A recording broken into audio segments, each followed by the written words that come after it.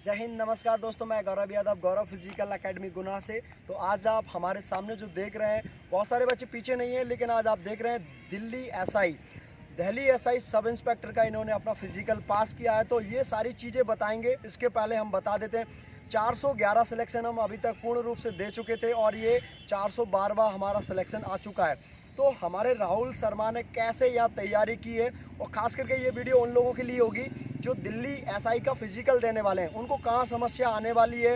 ये वीडियो पूरा लास्ट तक देखना, क्योंकि जो फिजिकल वहाँ दे के आया है दिल्ली एसआई का, तो कहाँ कहाँ गलती नहीं करना, वो सारी चीज़ें बताएंगे। तो अपना राहुल भाई अपना नाम भी बताएंगे और जब उन्होंने पहले संघर्ष बताएंगे कि उनकी टाइमिंग क्या आती थी जो ग्राउंड पे, और वहाँ कौन कौन से बच्चे पास हो सकते हैं। तो राहुल भाई अपना पूरा नाम बताएंगे। नाम मेरा राहुल शर्मा है और मैं गुना ज़िले से हूँ प्रॉपर। और जब मैं मतलब पहले मैं रनिंग करता था, खुद से ही प्रैक्टिस करता था, लेकिन मुझे रनिंग का आइडिया नहीं था कि कितना लॉन्ग वर्कआउट करना चाहिए, कितना स्लो फास्ट करना चाहिए, या कैसे टाइमिंग मारी जाती है, पहला राउंड कैसे उठाया जाता है, दूसरे में तीसरे में कैसे चलाया जाता है, फिनिशिंग कैसे मारनी चाहिए। तो और मैं खुद से प्रैक्टिस करता था, तो मैं मतलब कर लेता था ठीक ठाक। तो मेरा क्या है, पैर में बहुत तेज मतलब सिन पेन आ गया था और पैर मतलब ठीक होने का नाम भी नहीं ले रहा था। लगभग 2 महीने से ऊपर का टाइम हो गया था और पैर ठीक होने पे नहीं आया। फिर मैंने सोचा कि कहीं एकदम से डेट ना आ जाए, तो फिर मैंने एकेडमी ज्वाइन की, गौरव भैया को ज्वाइन किया। गौरव फिजिकल एकेडमी जो हमारी गुनाह में चलती है, मतलब काफ़ी लोग जहाँ से सिलेक्ट हुए, जैसा कि बताया भैया ने 411 सिलेक्शन, और हम वो सिलेक्शन देख कर ही आए थे। और जो हमारे आर्मी वाले बच्चे हैं, और वो भी मतलब बहुत मोटिवेट करते थे कि आराम से नॉर्मल फिजिकल हो जाएगा। तो जैसे मैं आया, पहले टाइमिंग मतलब पैर में दर्द था, भैया ने थोड़ा पैदल चलाया, वार्म अप लगवाया, मतलब जितना हो सके उतना तो मैंने भी किया। और भैया डेडिकेशन देख लेते ना एक बार, तो फिर उस बंदे को पकड़ के लेते हैं कि इस बच्चे का सिलेक्शन तो अपने को करवाना ही है। तो मैंने पहली टाइमिंग मारी। पहली टाइमिंग भैया ने बोल दिया था कि रुकना नहीं है बीच में, भले कितना भी दर्द हो, स्लो चलना है, भले मतलब थोड़ा वार्म अप में चलना जैसे बने। तो पहली टाइमिंग मेरी 6:50 थी। और जैसे ही दूसरी टाइमिंग मारी मैंने, मतलब हर हफ्ते टाइमिंग लगती थी हमारी सैटरडे को, तो कभी कभी संडे को जैसा माहौल देख लेते थे। तो टाइमिंग मारी, दूसरी टाइमिंग मेरी आई थी 6:21, और तीसरी टाइमिंग मैंने 6:08 मारी थी, और चौथी टाइमिंग मैंने 5:57 मार दी थी, लॉकडाउन से पहले, क्योंकि बीच में लॉकडाउन लग गया था। यस। तो फिर कैसे तैयारी करी जब लॉकडाउन लग गया, तो फिर आगे कैसे अपनी तैयारी करी? बीच में जैसे ही मतलब लॉकडाउन लग गया, तो क्या है, सब कुछ मतलब बहुत ज़्यादा रिस्ट्रिक्शन वगैरह हो गए। कोई पुलिस वाले मतलब किसी को बाहर भी नहीं जाने देते थे, मतलब सब ग्राउंड वगैरह बंद हो गए। कोरोना में मतलब अकेडमी को बिल्कुल परमिशन नहीं थी, कोई कोचिंग क्लासेस नहीं चला पा रहा था।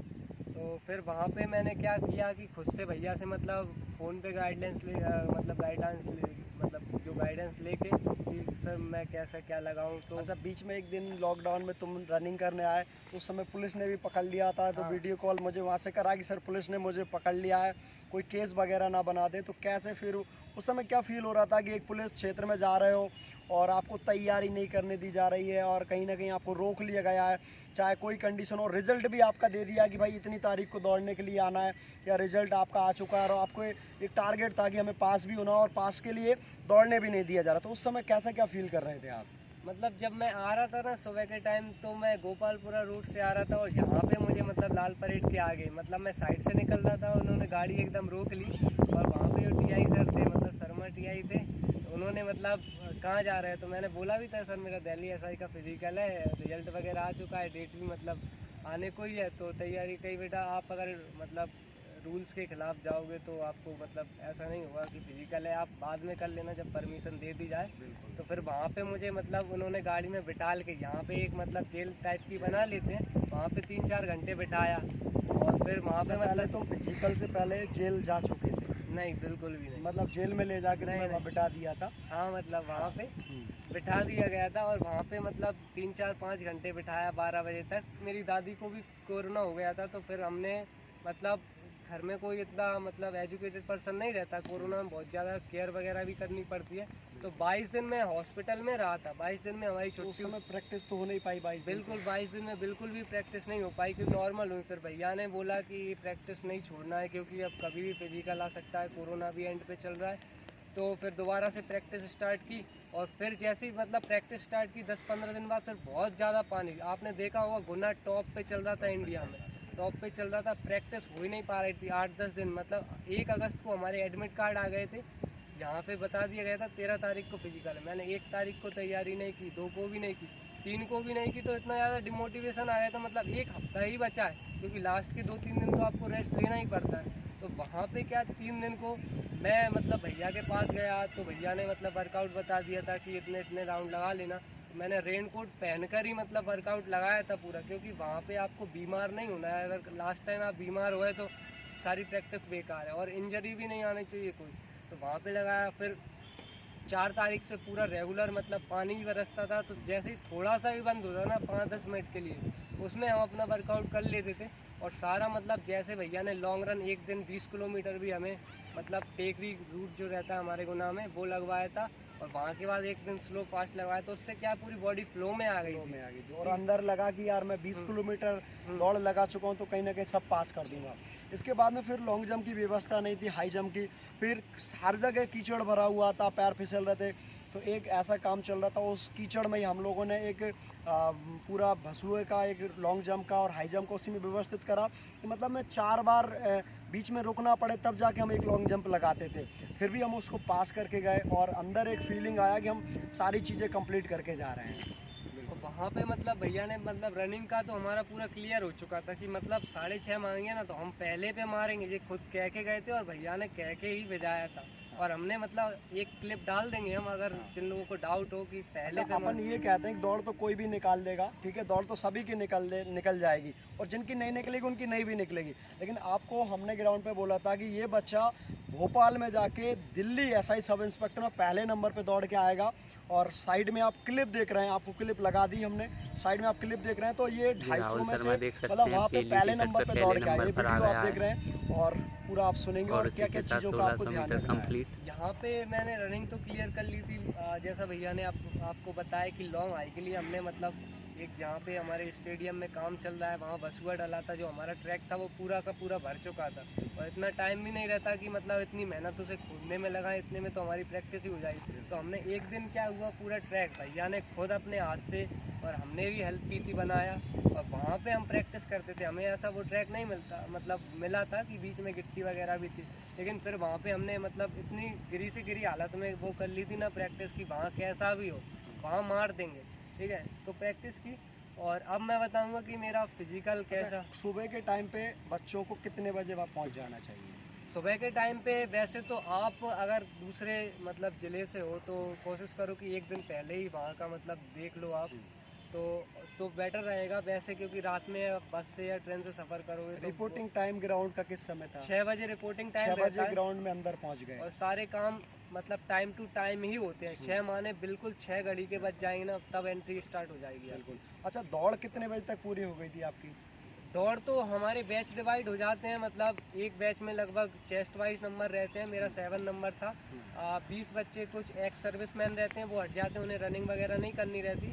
और कुछ बच्चे एब्सेंट रहते हैं 1-2, और फिर बाकी के फेल हो जाते हैं ना। फेल वालों को याद रखना कि सुबह अगर आप फेल हो गए, आपका जो मतलब आप डिस्चार्ज हो गए ना, छुट्टी जो आपकी होगी वो पास वालों के साथ ही होगी। मतलब सुबह 6 बजे से लगा बच्चा 7 बजे छूटेगा, सुबह 6 से शाम को 7, मतलब 13 घंटे का लगभग। हाँ। और आप पहले 2 घंटे लाइन में जरूर लगोगे। तो खाने के लिए इनको कुछ ना कुछ लेके जाना है? खाने के लिए बिल्कुल आप ले जा सकते हो और वहाँ पे कैंटीन रहती है, लेकिन आप अपना ले जाओ वो बेटर रहेगा, उधर के भरोसे आप ना रहे तो भी ठीक है। अच्छा, एक दिन में कितने बच्चे बुलाए थे उस दिन? एक दिन में टोटल थे मतलब 250 बच्चे थे। 250 बच्चे। कुछ एक्स सर्विसमैन थे और कुछ शायद 114 या 140 बोला था उन्होंने। हाँ। ऐसा मतलब मैंने 140 बच्चे टोटल ग्राउंड पहुंच पाए। यस। तो फिजिकल कितने बच्चों का निकला? टोटल जो फाइनल सिलेक्शन हुआ है वो 31 बच्चों ने क्लियर किया है, जो कि 12 तारीख को था। और 11 तारीख में 28 बच्चों ने क्लियर किया है, एसएसबी एकेडमी भोपाल। बिल्कुल। तो आप देख रहे हैं कि पूरा 250 बच्चों को बुलाया था, उसमें से पहले नंबर पे हमारे राहुल भाई वहाँ पे अपनी दौड़ लगा के आए। अच्छा राहुल भाई, इसके बाद में जैसे कुछ बच्चों का डाउट है कि 1600 के बाद में 100 मीटर में कितना समय मिलता है उनको? अगर आपका पहला बैच आ गया, मतलब जो एकेडमी हमारी थी जहाँ पे हमारा वो था, पहला बैच मतलब आ गया तो हमारा मतलब पूरा रिलैक्स मिला था, जब तक कि मतलब लास्ट के 1-2 बैच छोड़ देते हैं क्योंकि वो वहाँ से ले जाते हैं। मतलब लगभग 1.5 से 2 घंटे मिल गए थे, पूरा रिलैक्स किया हमने। एप्पल वगैरह जो पानी था अपना, वहाँ का बहुत सपोर्टिव स्टाफ था। ऐसा नहीं बस आप डिसिप्लिन में रहो, कि ऐसा नहीं कि किसी भी ऑफिसर के सामने आप सेल्फी फ़ोटो ले रहे हैं या फिर कहीं घूम रहे हैं। वहाँ की परमिशन लीजिए, आपको क्या करना है बिल्कुल बाकायदा ऐसा काम किया जाता था। बिल्कुल। अच्छा राहुल भाई, जैसे ये पहले 1600 होगी, सीक्वेंस बताते हैं, इसके बाद 100 मीटर होगी, यस इसके बाद में लॉन्ग जंप होगी, यस। इसके बाद हाई जंप होगी, हाँ।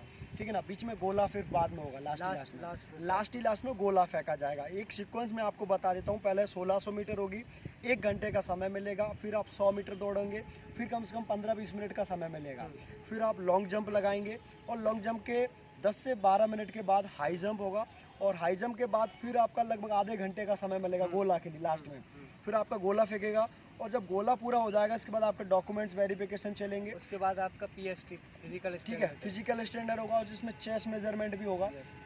अच्छा, चेस्ट मेजरमेंट में कितने बच्चे बाहर हो रहे हैं लगभग? चेस्ट मेजरमेंट में मतलब जो पहले तो मतलब एक बंदा था हमारे इधर जिसका 78 चेस्ट आ रहा था, और वो वहाँ की चाह रहे थे कि ये बच्चा क्लियर करे। उन्होंने मतलब ये भी कह दिया था कि अगर आप 80 चेस्ट मतलब थोड़ा फुला के 80 चेस्ट कर लो और फिर और फुला दो 85 कर दो तो हम आपको क्वालिफाई कर देंगे, लेकिन वो उतना ज़्यादा एक्सपेंड नहीं कर पा रहा था। एक्सपेंड करने में कुछ बच्चों को दिक्कत आ रही थी, कोई 4 ही एक्सपेंड कर पा रहा था, लेकिन फिर उन्होंने टिप्स भी दी कि आप ऐसे करिए या वैसे, मतलब तो फिर वो लगभग फुलाने में एक्सपेंड करने में सारे पास हो रहे थे। अच्छा, हाइट मेजरमेंट में क्या कोई गड़बड़ी तो नहीं है, या कितने टाइम तक हाइट मेजरमेंट नब्बा सकता है? कोई बच्चा जैसे डाउट में है तो कितने अटैम्प्ट तक वो बाहर ना जाए, अगर उसकी संतुष्टि अगर उसको करना है तो कितने टाइम लगभग उसको लगेगा?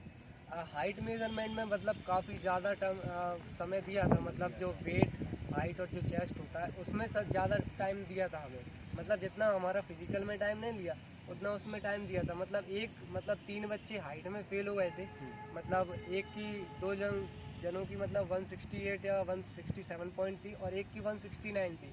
जिस बंदे की 169 थी उस बंदे का मतलब वो चाह रहे थे कि कैसे भी करके ये बंदा 170 पे आ जाए, लेकिन उन्होंने मतलब उस लड़के ने ये बोला था कि सर मेरा एक बार और कर लीजिए, सर मेरा एक बार, मतलब अलग अलग अधिकारियों ने भी चेक किया था लेकिन फिर भी वो 170 नहीं किया। ऐसा नहीं कि आपको दबा दें वहाँ पे, बिल्कुल वो कहते हैं कि हम अपना वो तरीका बता रहे हैं, आप जैसे मतलब कैसे हाइट ज़्यादा आएगी तो वैसे भी किया, लेकिन वो 170 नहीं पहुँच रहा था। वीडियो चलती है, कोई फर्जीवाड़ा नहीं है, बहुत सपोर्टिव स्टाफ है, बहुत अच्छे लोग हैं वहाँ। अच्छा, लगभग 8 से 9 बार उसकी हाइट मेजरमेंट? हाँ, लगभग 8 से 9, मतलब 1 से 1.5 घंटा। वहाँ के जो बच्चे पास वाले थे ना वो भी ये कहने लगे थे यार भैया हमारी ले लो पहले, मतलब इसी बंदे के पीछे आप इतना टाइम वो कर रहे हैं, लेकिन उस बंदे का पूरा सस्पेंस क्लियर किया। और बाद में जो वो भी कहते थे कि आप अपील करो, आप खुद लिखो, ये नहीं कि आप हमारे खिलाफ वो ऐसा कर रहे हो कि हम कुछ वो कर रहे हैं, वो खुद ही कहते थे। जो बड़े ऑफिसर आए वहाँ पे उन्होंने भी मेज़र किया लेकिन वो नहीं हो पाया। अच्छा, कोई एक बच्चा आपको मिला था, लगभग उसके 158 मार्क्स थे, और लिस्ट कितने से गई है? एक मतलब फ्रेंड वही मिला था, यहाँ मैंने रूम लिया था पास में, तो शायद इंदौर जगह का था वो, उसके 158 मार्क्स थे प्रीलिम्स में, और वो बंदा सीजीएल वाला भी था, उसने सीजीएल में इंग्लिश में 187.5 स्कोर किया है। आप समझ सकते हो वो दिल्ली एसआई में क्वालिफाई, मतलब 100% सिलेक्शन था। वो बोल रहा था भाई मेरी 1.5 साल की मेहनत थी सीजीएल में, और 158 मार्क्स थे। बस वो ये मेरे से बोल रहा था कि भाई मेरा बस फिजिकल मेरा 640 में आता है। मैंने कहा मतलब बहुत अच्छा फ्रेंड बन गया था, उसने मुझे खाना भी दे दिया, मतलब मेरे भाई को मैंने तो खाया नहीं था, तो उसने मतलब 158 मार्क्स थे। मैंने कहा भाई मैं अगर एक बैच में लग गए अपन तो मुझे पकड़ के दौड़ जाना, मतलब सब अपना अपना देखेंगे, जैसी तेरी कैपेसिटी हो वैसा दौड़ जाना। लेकिन मेरा पहले नंबर पे चेस्ट नंबर 7 था, तो पहले पे दौड़ हुई थी और उसका शायद 100+ था, मतलब कुछ गलती हो गई थी छोटी सी, तो उसे बाद में मतलब वो चेस्ट दे दिया गया था। तो उसका लास्ट मतलब सेकंड लास्ट या लास्ट में हुआ था फिजिकल, तो वो बंदा मतलब 5-6 सेकंड से फेल हो गया। इतने अच्छे नंबर ला के अगर आप ये सोचो कि हम मेंस की तैयारी कर लें, जो स्टेप बाय सीक्वेंस रहता है ना आपको उसी हिसाब से फॉलो करना है। आप पहले फिजिकल पे फोकस करें, इंग्लिश को साथ में लेके चलते हो बहुत अच्छी बात है, वो तो आपको अभी भी 3-4 महीने मिलेंगे, वो तो आप वैसे भी कर लो। अच्छा, जो बच्चे जैसे अपन कुछ ऐसा भी मान सकते हैं कि कुछ बच्चों की गलती रहती है और कुछ अकेडमीज की होती है, लगभग 90% बच्चों की भी कुछ गलतियां होती हैं कि वो लगातार पढ़ाई पे ज़्यादा ध्यान देते हैं, अपना जो फिजिकल एंडोरेंस है उस पर ध्यान नहीं देते हैं, उन्हें लगता है कि सिर्फ पढ़ाई सब कुछ है। तो कहीं ना कहीं आज उसको वो चीज़ अकर रही होगी कि मैं काश पहले ज्वाइन कर लेता। हमारे राहुल भाई से हम बात कर रहे हैं तो 100 लगभग 13-14 पे लिस्ट गई है। हाँ, 114 114 पे, तो 114 पे जनरल की लिस्ट गई है और उस बच्चे 158 नंबर थे, मतलब उसको मेंस में इतनी दिक्कत ही नहीं आती। मेंस में अगर वो बंदा 158 ही, वैसे तो वो 190 85 मार्क्स हाँ। मार देता नॉर्मली, इतना बिल्कुल। Talented kid. बिल्कुल यही है कि अगर आप लोग तैयारी करना चाहते हैं तो आप ये मत सोचिए कि आपको कोई फ्री में तैयारी करा रहा है तो आप वहाँ जाके फ्री में तैयारी करो। कभी कभी क्या होता है कि फ्री का जहर जो होता है ना बहुत ज़्यादा दिक्कत देता है। एक फिजिकल आप रिजल्ट से देखो, आप रिजल्ट देखो कि कहाँ पहले रिजल्ट आ रहा है। आप करते हैं कि आपका पेपर निकला, पुलिस का हो एसआई का हो, आपका पहले पेपर जैसे ही निकलता है तो आप एक चीज़ मान लेते हैं कि ये भैया मेरे को फ्री में कराते हैं तैयारी तो मुझे इनके यहाँ जाना है। लेकिन आप ये भूल जाते हैं कि जो पहले से सिलेक्शन दे चुका है, जिसको एक एक कदम की जानकारी हो, तो उस समय वहाँ पे क्या होगा। आप सोचिए कि जिसने 1000-2000 रुपये के चक्कर में अगर एकेडमी ज्वाइन नहीं करता है तो वो बाद में 10 लाख रुपए भी देगा ना आज दिल्ली एसआई का, तो भी कम पड़ेगा।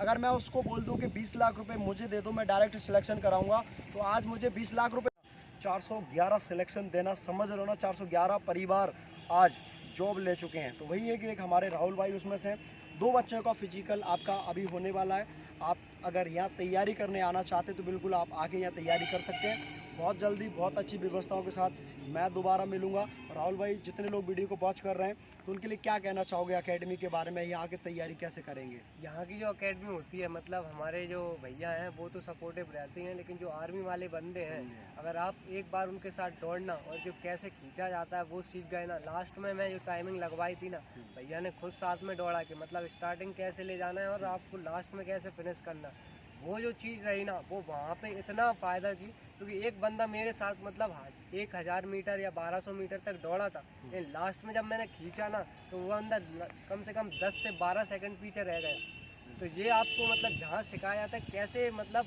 अच्छा अगर तुम्हारे साथ में मैं खुद दौड़ा था या किसी बच्चों को दौड़ाया था? नहीं, मतलब मैं खुद इनके साथ में पहले वर्क करता हूँ, आगे लगता हूँ कि कितनी स्पीड में कब उठाना है, क्या सोचना है और किस समय से आपको खींच के ले जाना है। मैं खुद इनके साथ लगा, इनके बैच को बुलाया, आर्मी के बैच को बुलाया और इनको वो चीज़ बताई कि भीड़ में भी कैसे अपन को अपना फिजिकल निकालना है। आगे लगा, ये पहले क्या सोचते थे कि पहले तेज़ उठा देते थे, लास्ट समय 4 से 5 दिन बचे, इनको समझाया कि आपको ऐसे उठाना है, जो आगे चल रहा है उसको चलने देना, फिर धीरे धीरे अपना जो रिदम सीखा है उसको अपन को बना के ले जाना है। तो यहाँ सभी बच्चों के साथ में हमें वर्कआउट करना पड़ती है और वो चीज़ सिखाना पड़ती है जो इनको आगे करना है। मतलब मैं खुद यहाँ रहकर इनके साथ मेहनत करता हूँ, दौड़ना पड़ती है।